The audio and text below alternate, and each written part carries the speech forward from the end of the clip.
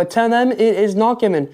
For whosoever has, to him shall be given, and he shall have more abundance, but whosoever has not, from him shall be taken away even that he has. I could go into great depth talking about that, but that's not what I'm trying to get to here. Therefore speak I unto them in parables, because they seeing, see not, and hearing, they hear not, neither do they understand. And in them is fulfilled a prophecy of Isaiah, which means Isaiah, which saith, by hearing you shall hear, and shall not understand, and seeing you shall see, and shall not perceive.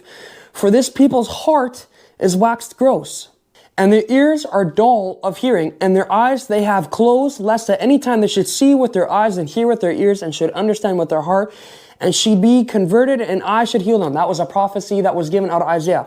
But notice this too here. He goes on to say, for this people's heart is waxed gross. You know, I could go into great depth talking about everything in this chapter, but in the olden days, you know, today, I don't know how we make candles now. But in the old days, when they made candle, they would take a wick, you know, that thing that you'd burn on a candle, and they would dip it in hot wax. And when they would take it out of the hot wax, it would cool down and it would make a little thin layer of wax. And they would do that over and over and over and over and over, hundreds, maybe thousands of times. And eventually you have this big clump of wax that is clumped onto your wick. Now, and there you have a candle. This says that they waxed gross.